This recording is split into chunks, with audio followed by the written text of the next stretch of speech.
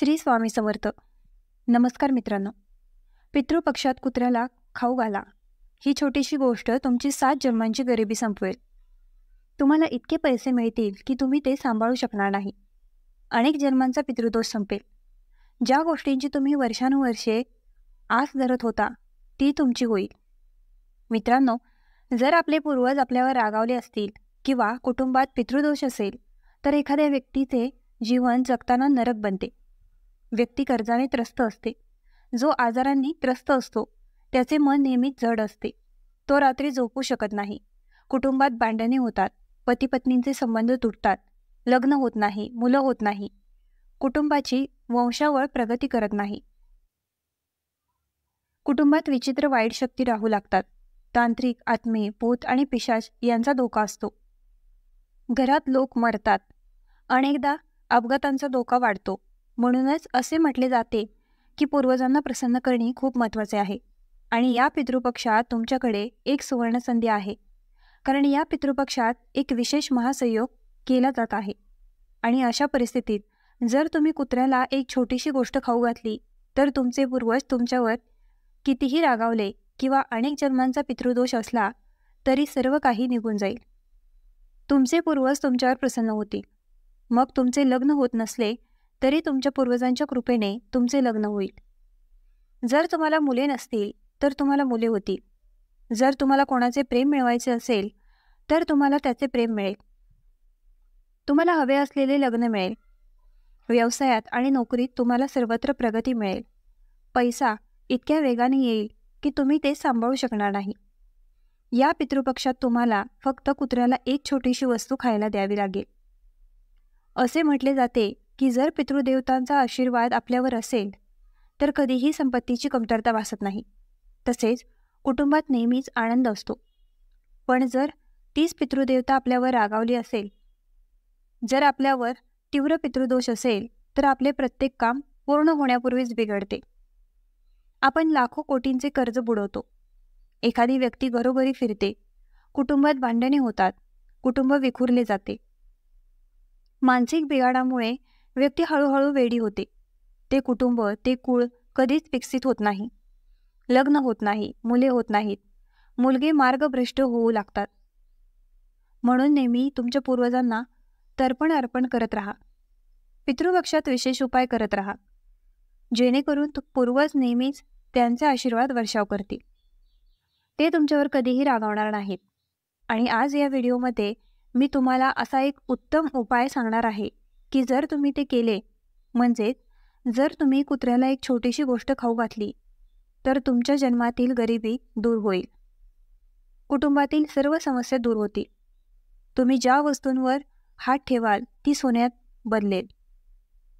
तुम्ही जिथे पाऊल ठेवाल तिथून पैसे बाहेर पडू लागतील.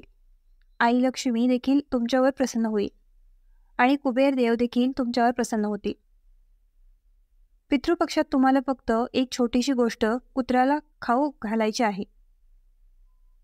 कारण मित्रांनो, कुत्र्याला बाबा भैरवनाथ आणि यमराज यांचे वाहन मानले जाते.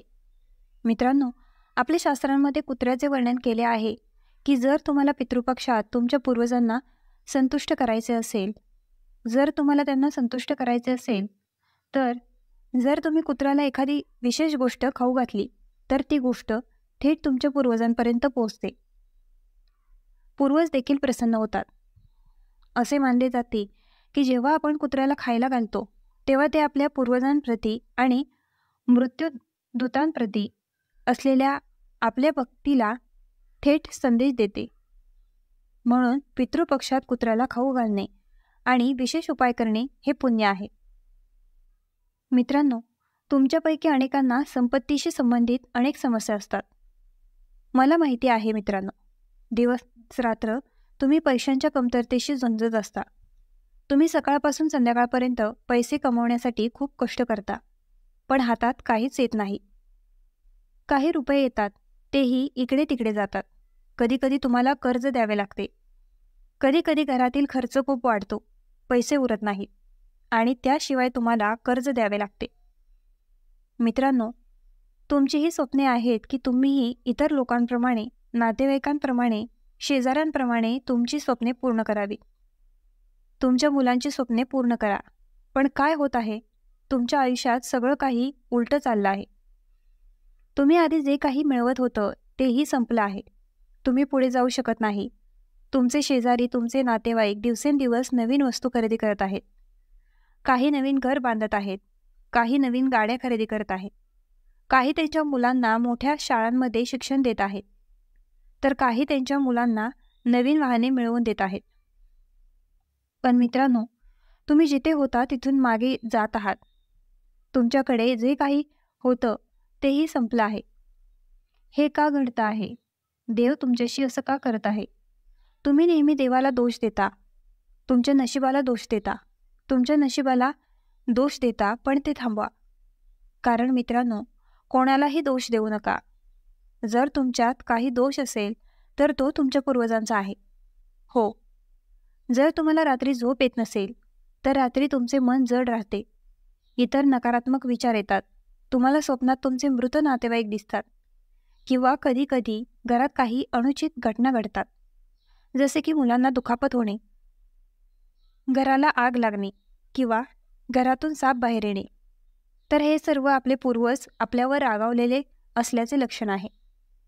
घर प्रमुख किंवा घरातील प्रमुख पुरुष वाईट संगतीत जातात. घरातील मुले देखील वाईट संगतीत जातात. ते ड्रग्ज घेऊन लागतात. ते जुगार खेळू लागतात. स्त्रिया देखील वाईट संगतीत जातात. त्या इतर पुरुषांच्या व्यवहारात अडकतात. हे सर्व तेव्हाच घडते जेव्हा आपले पूर्वज आपल्यावर रागावलेले असतात. म्हणून पूर्वजांना खुश करणे महत्त्वाचे आहे. आणि पूर्वज कसे खुश होतील? जर तुम्ही कुत्र्याला फक्त एक छोटीशी वस्तू खाऊ घातली तर तुमचे पूर्वज प्रसन्न होतील. आणि यावेळी पितृपक्षावर एक मोठा योगायोगही घडत आहे. अशा परिस्थितीत मित्रांनो, पितृपक्षात तुमच्या जन्मजन्माचा पितृदास सहज निघून जाईल. तुम्हाला फक्त कुत्र्याला एक छोटीशी वस्तू खाऊ घालावी लागेल. आणि तुम्हाला दिसेल की किती पैसे येतील जे तुम्ही सांभाळू शकत नाही. ज्या व्यक्तीवर तुम्ही प्रेम करता आणि लग्न करू इच्छिता त्याच्याशी तुमचे लग्न होईल. तुम्हाला मुलांचे सुख नक्कीच मिळेल. तसेच मित्रांनो, तुम्हाला गाडी हवी असेल किंवा बंगला, ती लवकरच तुमची होईल. कारण जेव्हा आपले पूर्वज दयाळू असतात तेव्हा अचानक परिस्थिती निर्माण होते. आज तुमच्याकडे कमाईचे साधन नसले तरी अचानक कुठून तरी पैसे येऊ लागतील. तुम्हाला कळणारही नाही. तुम्हाला कोणत्या तरी वडिलोपार्जित जमिनीतून पैसे मिळू लागतील की काही परिस्थितीत निर्माण होईल. उत्पन्नाचे काही नवीन स्रोत निर्माण होतील. जर तिथून पैसे येऊ लागले तर पैशांचे अनेक मार्ग निर्माण होतील. पैसे येतील आणि पैसेही राहतील. मित्रांनो, कुत्र्याला फक्त एक छोटीशी गोष्ट खायला द्यावी लागेल. तर चला, पण त्याआधी आजचा हा महत्त्वाचा व्हिडिओ लाईक करा. हा व्हिडिओ आज खूप मेहनत घेऊन बनवला आहे. तर आजचा हा व्हिडिओ लाईक करा आणि कमेंट बॉक्समध्ये खऱ्या भक्तीने जय पितृदेव लिहा. तुमच्या पूर्वजांचे स्मरण करा आणि कमेंट बॉक्समध्ये जय पितृदेवता लिहा. मी तुम्हाला एक मंत्र सांगत आहे. ओम पितृदेवताय नमः हा मंत्र जप करा. आता त्या गोष्टीकडे वळूया आणि तुम्हाला सांगते की कुत्र्याला काय खायला द्यावे. पण त्याआधी या पितृपक्षात तुम्ही काय करावे आणि काय करू नये मी तुम्हाला सांगते. कारण मित्रांनो, जाणून बुजून किंवा अजाणतेपणे तुम्ही काही चुका करता. दरवर्षी पितृपक्ष येतो. दरवर्षी तुम्ही तुमच्या पूर्वजांना आठवता आणि विचार करता की माझे पूर्वज माझ्यावर प्रसन्न होतील. पण उलट घडते. तुम्ही चुका करता. यावर्षी त्या चुका करू नयेत. मी तुम्हाला सुरुवातीपासूनच सांगत आहे. पहा, काळजीपूर्वक ऐका. सध्या पितृपक्ष सुरू होत आहे म्हणून प्रवास करू नका. जर कुठे जायचे असेल तर तुमच्या पितृदेवतेच्या नावाने प्रवास करा. पण काही काळ प्रवास थांबवा. तसेच घरात तामसिक अन्न, मांसाहारी अन्न शिजवणे बंद करा. तुमचे पूर्वज तिथे असताना कोणतीही समस्या नव्हती. पण आता तुमचा पितृदेवता शुद्ध झाला आहे म्हणून ते तुमच्या घरी येतात. आणि जर तुम्ही तुमच्या घरात तामसिक अन्न, मांसाहारी अन्न शिजवले तर ते रागावतील. तो तुमच्या घरातही राहणार नाही. म्हणून घरी मांसाहारी पदार्थ शिजवू नयेत किंवा खाऊ नयेत. तसेच हा पितृपक्षाचा दिवस आहे. पितृपक्षाचा काळ शांतीचा काळ आहे. म्हणून घरी मोठ्याने बोलू नका. कुटुंबातील इतर सदस्यांना घरी शांतता राखण्यास सांगा. जर आधी काही भांडणे झाली असतील तर ती आपण नंतर सोडू, पण आता घरी शांतीपाठ करणे आवश्यक आहे. पितृपक्षाचे हे 16 दिवस तुम्हाला पूर्ण शांततेत घालवायचे लागते. घरात कोणतेही भांडण होऊ नये, त्याऐवजी तुम्हाला घरात सर्वांसोबत आनंदाने राहावे लागेल. जर काही जुने वैर असले तर ते विसरून जा. जर भांडण झाले असेल तर ते विसरून जा आणि सर्वांना किमान 16 दिवस घरी चांगले राहण्यास सांगा. आनंदाने जगा. मुलांना अजिबात शिव्या देऊ नका. हो, आपले पितृदेवता देखील आपल्या मुलांच्या रूपात असतात. त्यांच्या मुलांवर खूप प्रेम असते आणि जेव्हा तुम्ही तुमच्या मुलांना शिव्या देता तेव्हा तुमचे पूर्वज खूप रागावतील. म्हणून जर तुमच्या मुलाने काही चूक केली तर त्याला शांतपणे समजावून सांगा. त्याला शिवीगाळ करू नका, रडू देऊ नका. तुम्हाला याची काळजी घ्यावी लागेल. तसेच मित्रांनो, आजकाल चुकूनही शिवीगाळ करू नका, अपशब्द वापरू नका, दारू पिऊ नका. नाहीतर मित्रांनो, तुमची छोटीशी चूक तुमच्या संपूर्ण कुटुंबाला महागात पडेल.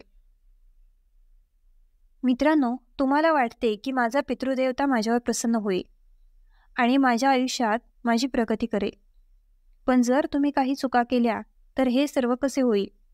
म्हणून अशा चुका करू नका.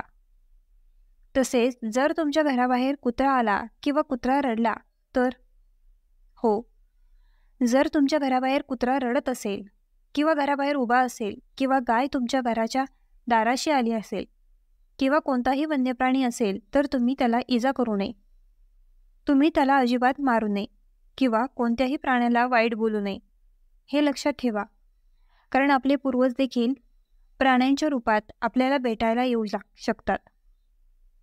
ते आपल्या कल्याणाची माहिती घेऊ शकतात. म्हणून प्राण्यांनाही इजा करू नये. मी तुम्हाला त्याबद्दल सांगेन. तर व्हिडिओच्या शेवटपर्यंत थांबा. तसेच मित्रांनो, पितृपक्षात कोणतेही शुभ कार्य केले जात नाही. आपण अनेकदा हे म्हणतो, पण हे लक्षात ठेवा की पितृपक्षात शुभ कार्य करण्यास मनाई आहे. जसे की पूजा केली गेली असेल किंवा इतर कोणतेही धार्मिक कार्य केले गेले असेल तर ते केले जात नाही. तसेच पितृपक्षात जास्त वेळ जागे राहू नये आणि आळशी होऊ नये. जे दिवसा झोपतात ते चुकूनही दिवसा झोपत नाहीत, कारण हा पूर्वजांचा सण आहे. आपले पूर्वज आपल्या घरी येतात आणि जर तुम्ही दिवसा झोपलात तर मित्रांनो, तुमचे पूर्वज खूप रागावतील. मित्रांनो, दिवसा झोपणे थांबवा. तुमचे पूर्वज तुमच्या घरात राहतील आणि जर तुम्ही झोपलात तर तुमचे पूर्वज तुमच्यावर खूप रागावू शकतात. तसेच रात्रीच्या या 16 दिवसात तुमच्या शरीराचा एकही केस अजिबात कापू नका. तुम्हाला केस कापण्याची गरज नाही, हे लक्षात ठेवा. आणि मित्रांनो, एक गोष्ट काळजीपूर्वक ऐका. श्रद्धाचे काम दिखाव्यासाठी किंवा अहंकारासाठी अजिबात करू नये. तसेच मित्रांनो, दररोज स्नान करा. स्नान केल्यानंतर तुमच्या पूर्वजांचे ध्यान करा, त्यांचे तर्पण करा आणि पूर्वजांनी दिलेल्या पैशाचा गैरवापर करू नका. पैसेही वाया घालवू नका. मित्रांनो, समजा तुमचे पूर्वज आता तुमच्यासोबत नाहीत. या 16 दिवसात त्यांना न आवडणारे काम चुकूनही करू नका. समजा तुमचा एक पूर्वज होता, त्याला दारू पिणे अजिबात आवडत नव्हते. म्हणून तुम्हाला हे 16 दिवस दारू पिण्याची गरज नाही आणि घरात कोणालाही दारू पिऊ देऊ नका. समजा तुमच्या पूर्वजांना डाळ आवडत नव्हती. हो, जर त्यांना डाळ आवडत नसेल तर घरात डाळ शिजवू नये, याची विशेष काळजी घ्या, नाहीतर त्याचा तुमच्यावर विपरीत परिणाम होईल. तर या काही गोष्टी होत्या ज्या तुम्ही खूप काळजी घेतल्या पाहिजेत. आता मित्रांनो, मी तुम्हाला जे काही सांगते ते तुम्हाला करावे लागेल. तुम्हाला काय करायचे आहे हे जाणून घेणे देखील महत्त्वाचे आहे. काळजीपूर्वक ऐका. श्राद्ध आणि तर्पण करावे लागेल. मित्रांनो, तुम्ही नक्कीच नैवेद्य आणि पिंडदान करावे. तुमच्या पूर्वजांची नावे आठवल्यानंतर पाणी आणि तीळ अर्पण करा. मित्रांनो, हे एक गाय, कावळा, कुत्रा, मुंग्या आहेत. त्यांना खायला द्यावे लागेल, कारण ते तुमच्या पूर्वजांचे प्रतीक मानले जातात. म्हणून मित्रांनो, तुम्ही घरी जे काही अन्न बनवता, जे तुम्ही तुमच्या पूर्वजांना अर्पण करता, जेव्हा जेव्हा तुमच्या पूर्वजांची तारीख येते तेव्हा तुम्ही तुमच्या पूर्वजांना अर्पण केलेल्या अन्नाचे 5 भाग करा. ते 5 भाग वेगवेगळ्या प्राण्यांना खायला द्यावे लागतील. जसे एक भाग गाईला खायला द्यायचा असतो, दुसरा भाग कावळ्याला खायला द्यायचा असतो, तिसरा भाग कुत्र्याला खायला द्यायचा असतो, चौथा भाग मुंग्यांना खायला द्यायचा असतो आणि 5वा भाग माशांना खायला द्यायचा असतो. हे लक्षात ठेवा. जर तुम्हाला कावळा मिळाला नाही तर काही हरकत नाही. तुम्ही काही तुमच्या घराच्या छतावर किंवा चबुतरावर ठेवू शकता. पक्षी जरी ते खाल्लं तरी ते पूर्वजांसाठी खूप फायदेशीर ठरेल. व्हिडिओ आवडला असल्यास आपल्या ग्लो मराठी चॅनलला लाईक, शेअर आणि सबस्क्राईब करायला विसरू नका.